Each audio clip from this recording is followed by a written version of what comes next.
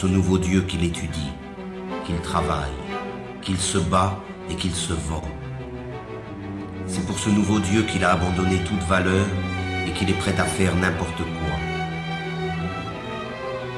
Il croit qu'en possédant beaucoup d'argent, il se libérera des contraintes dans lesquelles il se trouve enfermé, comme si la possession allait de pair avec la liberté. La libération est une ascèse qui provient de la maîtrise de soi. Elle est un désir et une volonté en acte. Elle est dans l'être et non dans l'avoir. Mais encore faut-il être résolu à ne plus servir, à ne plus obéir. Encore faut-il être capable de rompre avec une habitude que personne, semble-t-il, n'ose remettre en cause.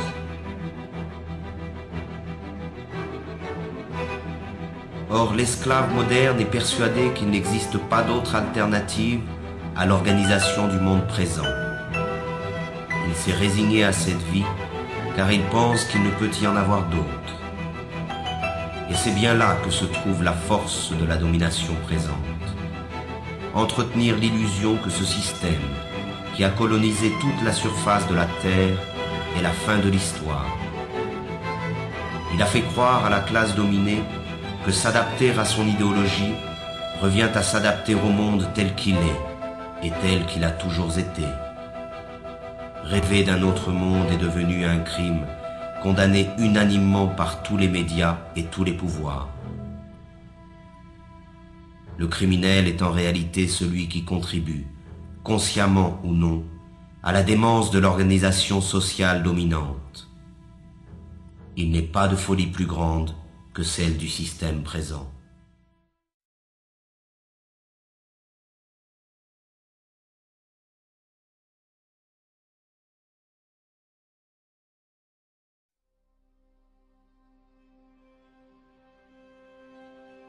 Devant la désolation du monde réel, il s'agit pour le système de coloniser l'ensemble de la conscience des esclaves.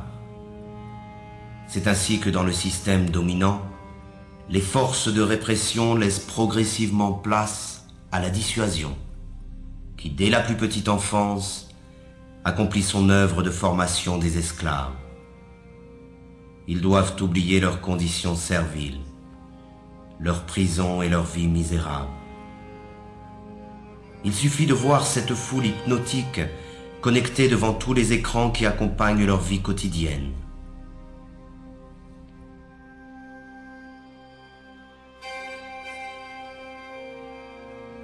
Ils trompent leur insatisfaction permanente dans le reflet manipulé d'une vie rêvée, faite d'argent, de gloire et d'aventure.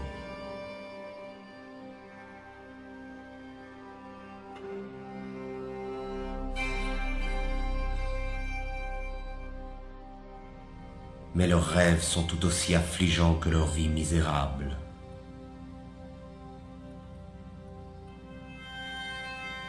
Il existe des images pour tous et partout.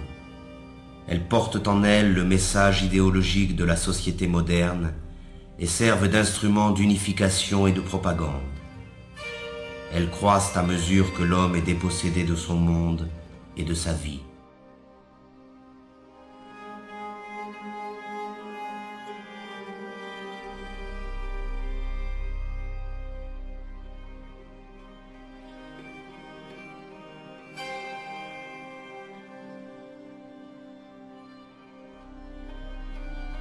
C'est l'enfant qui est la cible première de ces images, car il s'agit d'étouffer la liberté dans son berceau.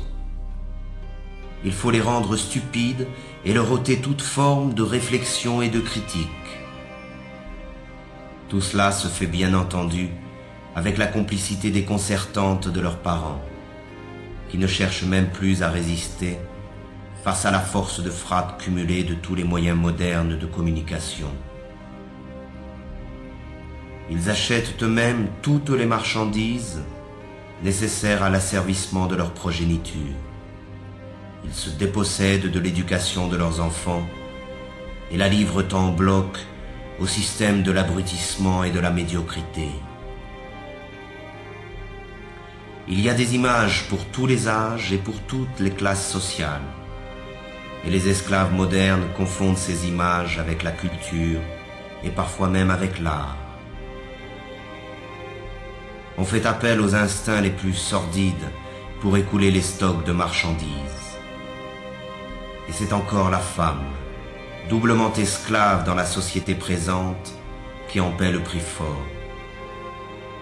Elle en est réduite à être un simple objet de consommation. La révolte elle-même est devenue une image que l'on vend pour mieux en détruire le potentiel subversif. L'image est toujours aujourd'hui la forme de communication la plus simple et la plus efficace. On construit des modèles, on abrutit les masses, on leur ment, on crée des frustrations. On diffuse l'idéologie marchande par l'image, car il s'agit encore et toujours du même objectif, vendre des modes de vie ou des produits, des comportements ou des marchandises, peu importe, mais il faut vendre.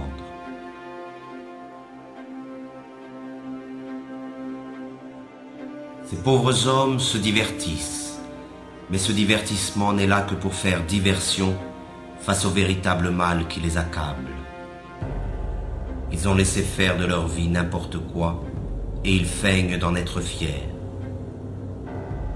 Ils essaient de montrer leur satisfaction, mais personne n'est dupe. Ils n'arrivent même plus à se tromper eux-mêmes lorsqu'ils se retrouvent face au reflet glacé du miroir.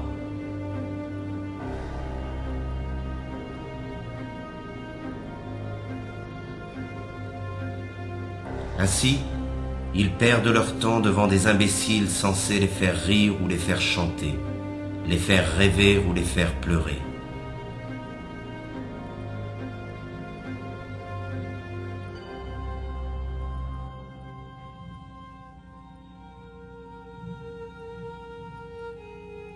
On mime à travers le sport médiatique les succès et les échecs, les forces et les victoires que les esclaves modernes ont cessé de vivre dans leur propre quotidien. Leur insatisfaction les incite à vivre par procuration devant leur poste de télévision.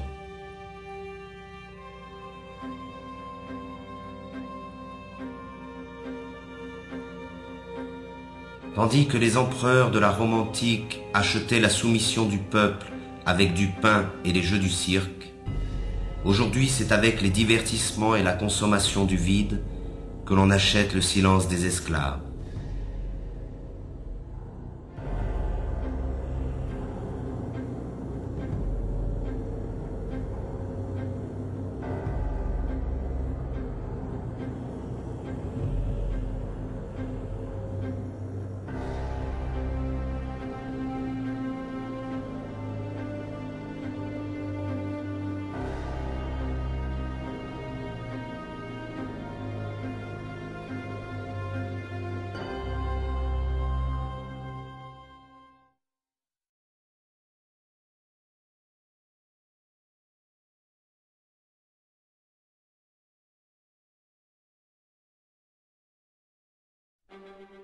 La domination sur les consciences passe essentiellement par l'utilisation viciée du langage par la classe économiquement et socialement dominante. Étant détenteur de l'ensemble des moyens de communication, le pouvoir diffuse l'idéologie marchande par la définition figée, partielle et partiale qu'il donne des mots. Les mots sont présentés comme neutres et leur définition comme allant de soi. Mais sous le contrôle du pouvoir, le langage désigne toujours autre chose que la vie réelle. C'est avant tout un langage de la résignation et de l'impuissance, le langage de l'acceptation passive des choses telles qu'elles sont et telles qu'elles doivent demeurer. Les mots travaillent pour le compte de l'organisation dominante de la vie. Et le fait même d'utiliser le langage du pouvoir nous condamne à l'impuissance. Le problème du langage est au centre du combat pour l'émancipation humaine. Il n'est pas une forme de domination qui se surajoute aux autres. Il est le cœur même du projet d'asservissement du système totalitaire marchand.